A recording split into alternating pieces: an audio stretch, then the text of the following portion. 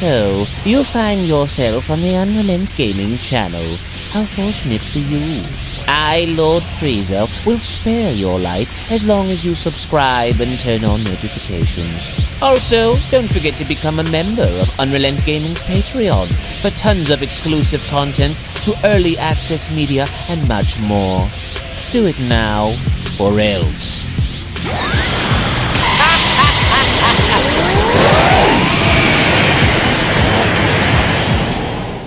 So with the Demon Witch Marbara and Dr. Arinsu's newly created Majin abomination known as Majin Cou on the loose, unbeknownst to our heroes, with a new threat having to loom over the horizon, I want to welcome you all to my Dragon Ball Daima anime episode number 10 review. And right off the gate from the very beginning, as quick of a debut as Majin Cou ended up getting during Dragon Ball Daima episode 9, from the very beginning of Dragon Ball Daima episode 10, we automatically enter ourselves into the very first battle involving Majin Cou and Tamagami number 1, which I'm not gonna lie and honestly say that I wasn't expecting for the overall episode to kick off the way it did, especially having to see Majin Cou actually be ballsy enough and having to step forward and challenging Tamagami number 1 the way he did. But it was the overall way of how Majin Cou versus Tamagami number 1 went down that I'm actually very pleased to see the way Tamagami number 1 came off against Majin Cou. And as I believe that the overall primary reason upon having to see Majin Cou's debut was automatically expecting for him to be a powerhouse of an individual, when in reality, the battle between Tamagami number 1 and Majin Cou I think was really well done, because not only did it go as far as to make Tamagami 1 look really strong, which they did, but it also went as far as to kind of subvert expectations, to kind of allow for people to now see Majin Cou for what he is. And originally, I think a lot of people had this fear that perhaps maybe Majin Cou was going to just run roughshod through all the Tamagamis and ultimately just make his way towards Goku and company and having to take them on immediately soon after his debut, when in reality, I really enjoyed the way they went back and forth, only to have Tamagami look strong by the very beginning, which was in all honesty a little unexpected, because upon having to see Majin Cou's debut, you would automatically assume that Majin Cou was going to run roughshod through everyone. So I'm kind of glad that they didn't end up doing that, because I believe that from that point on, it would have just went as far as to kind of devalue what the Tamagamis were supposed to mean. And with everything that played out during this episode, even seeing our heroes enter into Demon World number 2 in this oceanic-like place only to be chased down by this massive kraken, if all else, the overall action sequences for this episode were really good. And I've said this from the very beginning since Daima's inception, that the overall sound design, the fluidity of the overall series, the animation, the cinematography, everything about Daima so far is really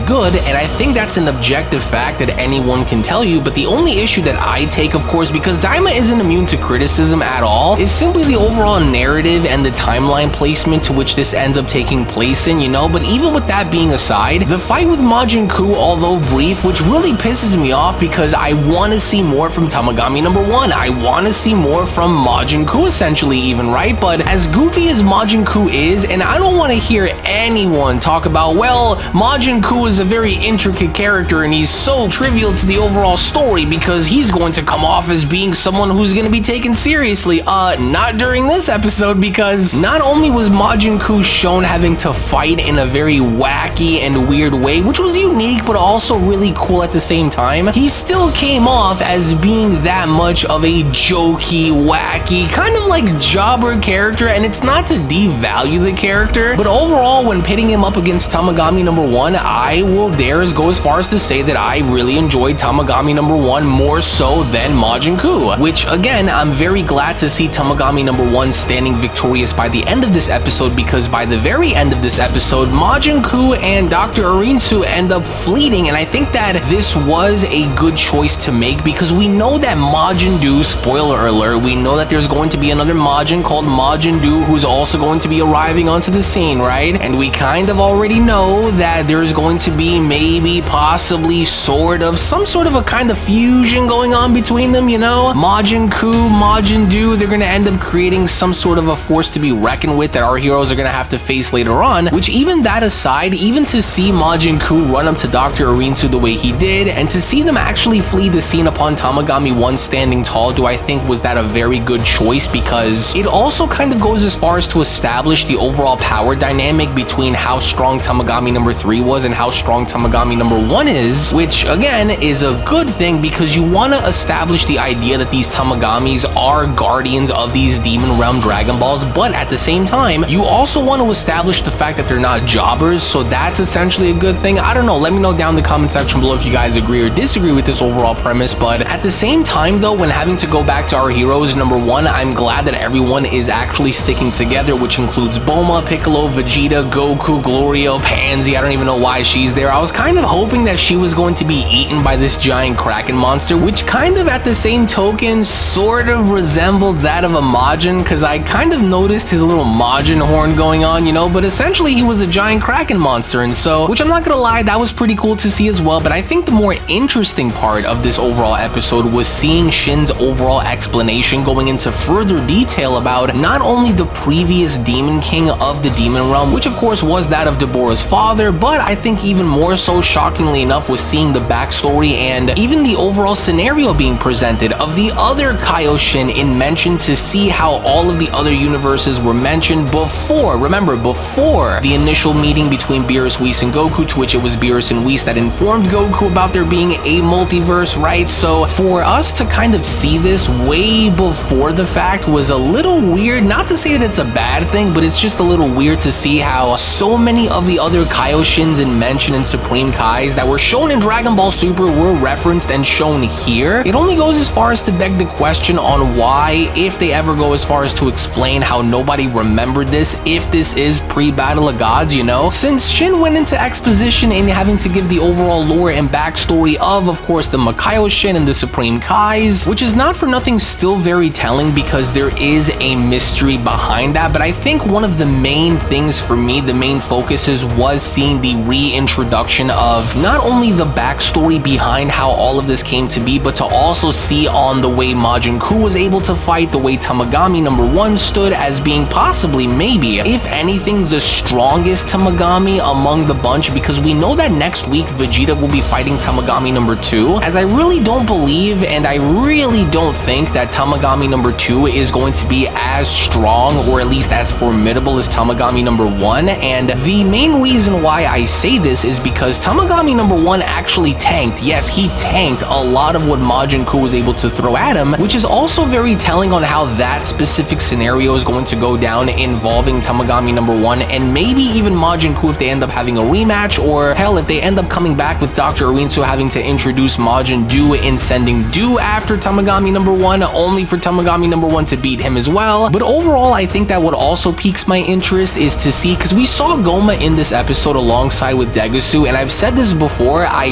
really don't think that Gomah is going to be someone that any one of us should look after as being possibly like the main big baddie of the show, because I really pity Gomah, especially when just simply having to take a look at his overall mannerisms, to take a look at his overall demeanor upon having to kind of see himself fail in stopping Goku and company. It almost kind of makes you root for him in a way, to say like, you know, I hope you do have somewhat of a redemption story to, I don't know, maybe just kind of come into your own to see that Goku really isn't the bad guy here, you know, that these guys aren't really the villains, but instead it's actually one of your own that's secretly plotting against you this entire time, which is that of Dr. Arinsu. So this overall episode to me was a really fun episode, one of the better episodes of the bunch so far, and to think that we're 10 episodes in, there's only just about 10 more episodes remaining for the Dragon Ball Daima series, give or take of course if the rumors are true, so you can only expect for things to pick up pace relatively soon, as of course we know that going into next week we are going to be seeing Vegeta fight Tamagami number 2, but even now by the end of all of this, I want to go ahead and get your thoughts and opinions down in the comment section below about how you guys felt about Dragon Ball Daima anime episode number 10, and more importantly, is what are your overall predictions going into next week's episode for Dragon Ball Daima anime episode number 11, being the fact that we're going to be seeing Tamagami number 2 versus Vegeta, and more importantly, is what did you guys think of this overall episode by comparison to last week's episode being that of anime episode number 9, are you guys essentially going to be backing and are fans of Majin Cou, which there's nothing wrong if you are, but I mean, at the end of the day, I think that what this episode ended up doing was establishing the overall fact that Majin Cou, from the looks of it, can't seem to do everything alone, which I'm also kind of hoping that Dr. Arinsu kind of goes as far as to implement and incorporate a second Majin, which will be that of Majin Buu, which will only from that point go as far as to kind of even the odds, or at least kind of create this situation where if those two end up merging to create